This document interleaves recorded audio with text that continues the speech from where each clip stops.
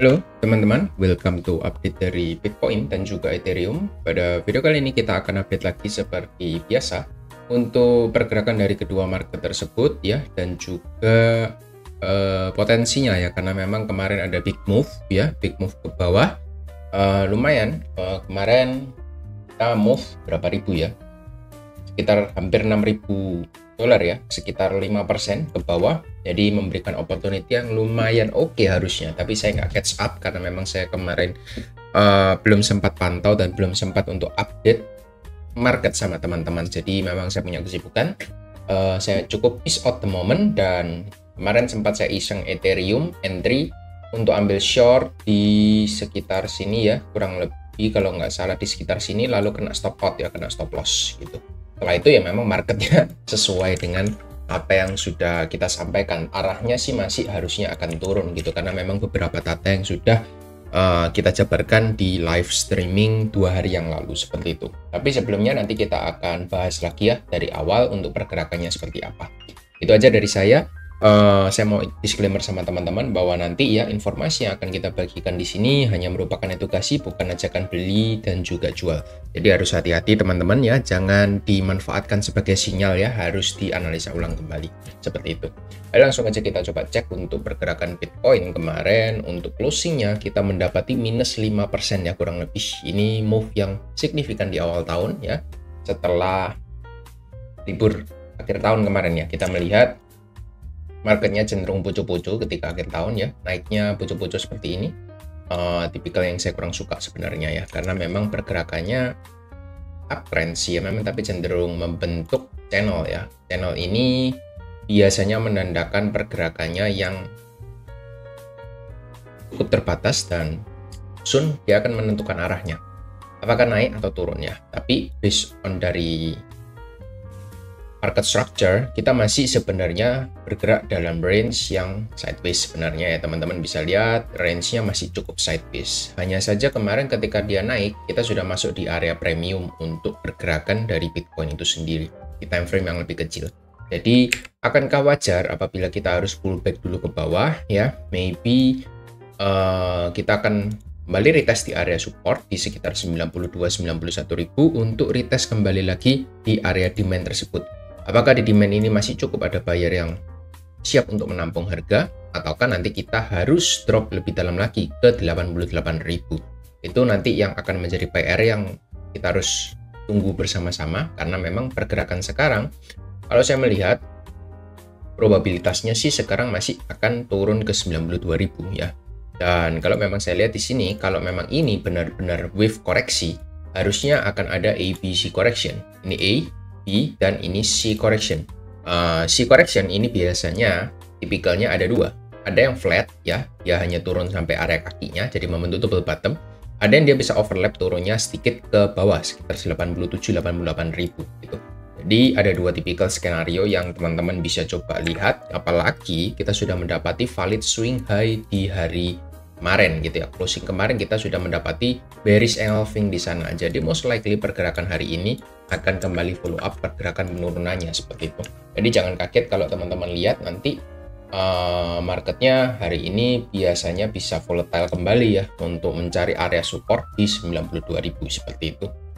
Ya sebenarnya nggak ada yang berubah ya dari analisa saya yang kemarin. Bukannya saya bear boy atau gimana ya, tapi kemarin untuk Bitcoin saya melihat ada potensial memang entry long di area support, tapi juga nggak dapat ya. Ini teman-teman lihat ya, saya mark area bawah di sekitaran 96.700 sampai 98 ya maaf, 98.700 sampai 98.300 nggak dikasih, lalu dia langsung rebound impulsif naik ke top dari channelnya. Jadi teman-teman yang sebenarnya menggambar channel ini kan gampang ya, teman bisa follow up untuk pergerakan channelnya ini cukup rapi dan juga cukup respect ya. Ketika dia menyentuh area top channelnya, apa yang terjadi? Ya, marketnya turun, dia sideways lalu turun. Sebenarnya di momen sideways ini teman-teman bisa buat gambar kotak di sini ya, atau base ya. Teman-teman bisa pasang entry short di area sini kurang lebih ketika dia breakdown dengan stop loss yang cukup di atas, dan taking profitnya biasanya 1/1,5 itu langsung hit taking profit gitu. Jadi ya nothing special gitu ya. Ketika di resisten kita mencari short, ketika di support kita mencari buy. Seperti itu aja, simple. Gitu. Ya saya nggak expect tuh, saya juga nggak expect ya dia bisa drop dari area channelnya dengan cepat ya, dalam waktu sehari aja. Dibarengi dengan volume yang sangat impulsif ya, teman-teman bisa lihat syarat dia untuk valid breakdown harus candlenya merubosu dan juga volumenya impulsif ya. Jadi dua syarat itu sudah terpenuhi ya, kita melihat ada potensi untuk membentuk bis kembali sebelum melanjutkan penurunannya ya. Teman-teman bisa pasang untuk short, stop lossnya di atas dengan profitnya 1/1,5 seperti itu, simple gitu. Jadi nggak perlu dibawa ribet untuk tradingnya, hanya cuma perlu analisa sedikit lalu kita menunggu gitu ya. Jadi poinnya itu menunggu, bukan kita melakukan analisa terus-menerus seperti itu. Jadi semoga bisa membantu. Untuk arahnya pun juga sudah kita bahas ya, nggak ada yang berubah dari review kemarin. Hanya saja di Ethereum-nya, nah ini kemarin saya ada spekulasi entry, saya akan coba info ke teman-teman kenapa kok spekulasinya di area ini gitu ya. Pertimbangan saya kemarin kalau nggak salah saya ambil short di sini gitu ya, dengan stop loss-nya di atas 3.700 kurang lebih. Teman-teman bisa cek Discord-nya ya, di situ sudah saya kasih setup-nya dengan taking profit-nya 1,5 kalau nggak salah ya. Ya kurang lebih itulah ya, kurang lebih. Jadi sudah sempat jalan memang, tapi tidak breakdown dari support dan malah langsung impuls naik ke atas. Saya langsung hit stop loss waktu itu. Jadi ya nggak masalah sih ya, selama memang kita sudah pasang stop loss dan taking profit, harusnya sih nggak ada masalah, no problem gitu. Pertimbangan saya, kemarin saya ambil short karena pergerakannya sudah melambat, membentuk flag ya, bearish flag. Di atas ini membentuk flag, rising wedge atau flag sama aja, dan berada di area drop base drop ya di sini. Di sini ada area drop base drop yang cukup valid di time frame 4 jam. Jadi saya suka drop base dropnya dan fresh ya, masih pertama kali dia di sana. Harusnya sih bisa breakdown, dan pertimbangan saya di time frame yang lebih kecil misalnya 15 menit ini juga sudah mulai melambat untuk momentumnya. Jadi ya nggak ada salahnya sih saya spekulasi entry di sana. Dan ternyata stop loss dibawa naik sedikit, lalu bergerak sesuai dengan apa yang kita mau. Jadi ya seperti itu market, kadang kita nggak dikasih profit gitu. Lalu pertimbangan kedua saya bukan dari Ethereum aja ya, pertimbangan saya dari total tiganya. Kemarin kita itu berada di area premium ya. Kalau teman-teman ingat, saya juga sempat update di sini. Ini ada area supply ya, yang gagal ditembus berkali-kali untuk total tiganya, supply. Dan sekarang itu waktu kemarin saya lihat dia sedang retracement naik ke atas ya. Ketika dia drop, dia sedang retracement untuk kembali drop. Sempat drop ya, membentuk candlestick merah di area support, langsung ada rejection naik ke atas gitu. Jadi market itu dibikin fake out dulu untuk ngambil liquidity, sell stop liquidity, baru nanti dibawa turun sesuai dengan direction yang ada gitu. Tapi memang kadang-kadang market memang seperti itu ya, nggak perlu kaget. Kalau memang kita sudah pasang stop loss dan memang kita main di time frame kecil, untuk resiko dari kita terkena stop loss itu memang lebih besar kalau memang di time frame kecil, karena memang kita kan agak sniper entry ya kalau kita masuk di 15 menit ke bawah. Ya it's okay gitu selama memang kita pasang stop loss. Cuma hal yang saya agak disayangkan itu saya nggak follow up ketika dia ini kan berhasil break off structure ya di sini. Lalu sebenarnya di sini itu punya opportunity lagi untuk ambil short gitu. Ketika di sini market di sini dia membentuk lower high valid ya, harusnya saya bisa follow up, tapi memang karena saya nggak pantau market ya, kemarin seharian nggak pantau, saya nggak sempat untuk follow up market di sana gitu. Jadi ya agak miss out sih, agak disayangkan, agak miss out, padahal ada opportunity yang cukup bagus gitu sebenarnya di sini. Ketika di sini harusnya kita bisa cari entry untuk short. Ketika live streaming kemarin harusnya jam 4 ini kan jam-jam waktu kita live streaming. Jadi harusnya kita bisa dapat setup sih kemarin untuk cari short posisi untuk total tiganya. Dan juga di altcoin ya terutama.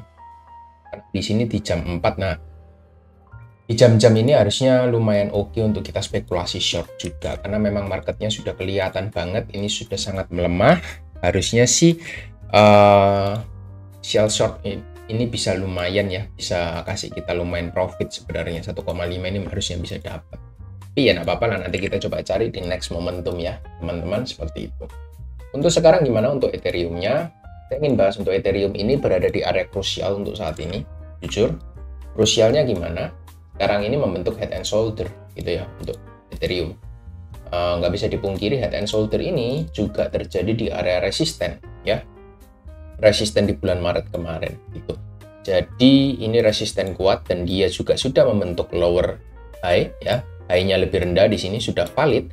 Takutnya dan probabilitas 60% menurut saya dia bisa drop ke bawah gitu. Dropnya mungkin retest di area $3.000. 3.000 ini menjadi area best opportunity menurut saya, kesempatan yang terbaik untuk teman-teman bisa reakumulasi kembali di spot marketnya. Ya, seperti itu. Kenapa? Karena area tersebut juga ada yang namanya moving average di weekly time frame.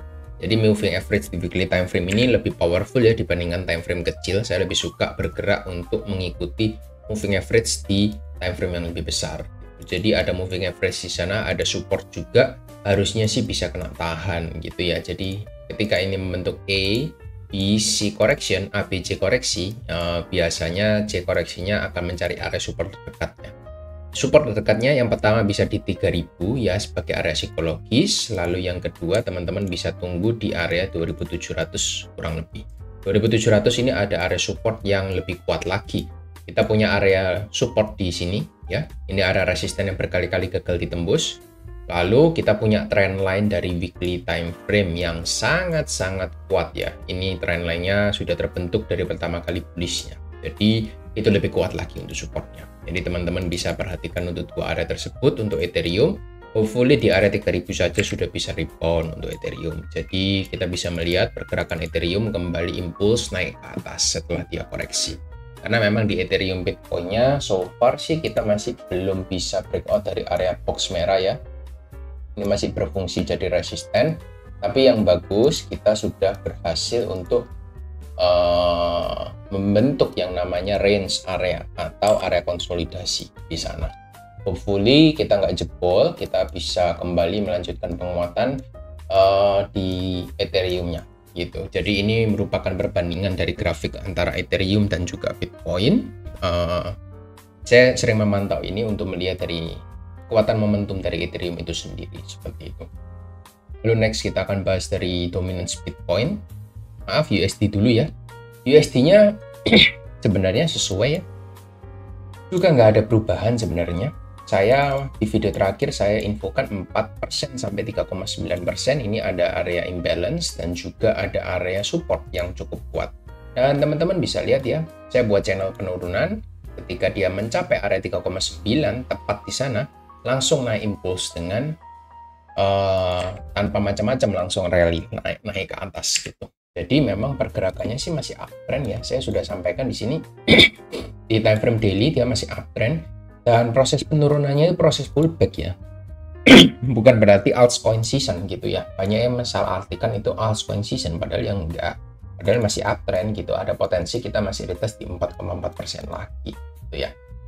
Jadi manfaatkan proses penurunan sekarang untuk teman-teman bisa jadikan last tip seperti itu. Ada di dominance Bitcoin sendiri, saya juga nggak expect kalau dia bisa tembus dari trend line, maka ini akan saya hapus dulu. Pergerakannya lagi bullish, jadi potensinya dia akan retest kembali di area 59%. Ada potensi ke sana itu dalam jangka waktu dekat. Kalau dia bisa tembus 59, dominance Bitcoin-nya akan menguat lagi ke 61. Karena memang dari weekly time frame seperti yang sudah saya infokan, pergerakannya masih uptrend gitu ya, masih sangat rapi naik ke atas gitu.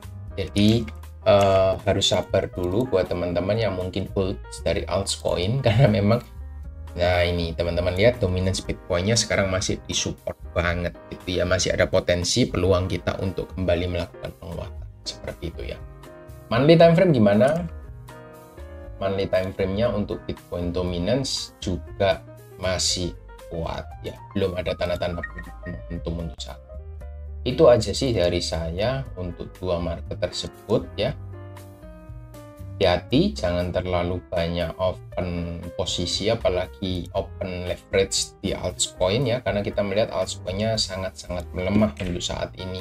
Jadi not ideal good entry untuk altcoin. Mungkin kalau Ethereum sih masih oke ya. Ethereum nggak terlalu parah untuk penurunannya dibanding alts yang lain. Kalau teman-teman cek untuk alts yang lainnya, misalnya